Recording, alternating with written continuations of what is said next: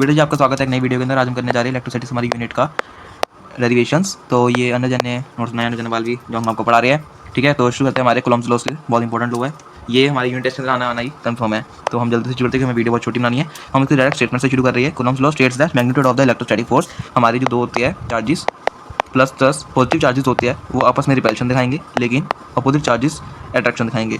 ठीक है, तो इसको हम इसलिए हम लेंगे electrostatic force of attraction and repulsion. और रिपल्शन कुछ भी हो सकती है हमारी फोर्स, हमें नहीं पता कौन सा चार्जेस हमारे between two point charges is directly proportional to the product of their magnitude. जो हमारे फोर्स होती है इन दोनों के बीच के अंदर, अगर यहाँ पे अगर हम पॉजिटिव चार्ज लें, यहाँ पे नेगेटिव ले, तो इन दोनों की डिस्टेंस होगा ये दो एक दूसरे पे जो फोर्स लगा रहे होंगे, क्योंकि अट्रैक्शन फोर्स है, ये भी कुछ खींचने के लिए फोर्स लगा रहा है, ये भी कुछ खींचने के लिए फोर्स लगा रहा है।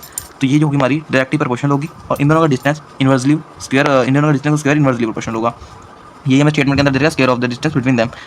ठीक है, but the inversely proportional to the square of distance between them. The force acts along the straight line joining the centres of two charges. ये इन दोनों के सेंटर से ली जाएगी फोर्स। ठीक है, ये आ रहा है हमारा डिस्टेंस, चार्जेस कैसे सर्कल से रिप्रेजेंट करते हैं। अब हम चलते हैं इन दोनों को फिर कंबाइन कर देंगे। अगर हम इन्होंने नहीं लिखा, उसके बाद हम इनके अंदर एक कांस्टेंट लगा देंगे।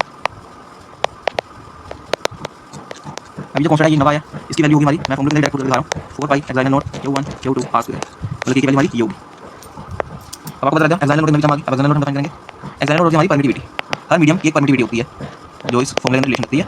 तो इसका भी एक अलग फॉर्मूला होता है, ये अलग कांस्टेंट होता है। हमारे कांस्टेंट को केस में रिप्रेजेंट करते हैं, तो K इक्वल टू हमारा एप्सिलॉन नॉट अपॉन P। ये परमिटिविटी होती है फ्री स्पेस की, जैसे वाटर, डीप वाटर्स ऐसी फ्री होती है। एयर इसको वैक्यूम में काउंट कर लेते हैं वैसे, अब जब आप वैक्यूम समझेंगे इसको फिलहाल के लिए इस लोग के हिसाब से। तो इसकी वैल्यू हमारे पास डिफाइन होती है, और ये वाले K की वैल्यू भी डिफाइन होती है, सारे की वैल्यू दो वैल्यूज। अगर ये वैल्यू हमें क्वेश्चन में गिवन होती है, ये वैल्यू क्वेश्चन में अगर गिवन कर दें आपको, और ये वैल्यू अब हमको पता ही है, तो हम इसकी वैल्यू निकाल सकते हैं जो नवा ही देंगे वो क्वेश्चन में, बोल्ड क्वेश्चन में।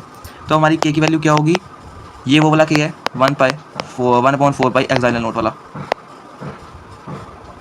और एप्सिलॉन नॉट वाले की वैल्यू क्या होगी, ये दोनों वैल्यूज ही बहुत इंपॉर्टेंट है, वो कम होती है। अगर आपको देखो याद रखना कि दो वैल्यूज है, दोनों नियर बाय चलती है, तो अगर आपको याद रखना है, क्योंकि हमारा एप्सिलॉन नॉट है वो डिवाइड में आता है, तो डिवाइड में हम छोटी टर्म्स देते हैं। ये सिर्फ आपको बेसिक ट्रिक के लिए बता रहा हूँ, अगर आपको याद नहीं रहेगा।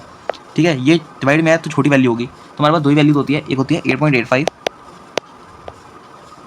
इंटू 10⁻²। अब -12 कितनी छोटी वैल्यू है ये।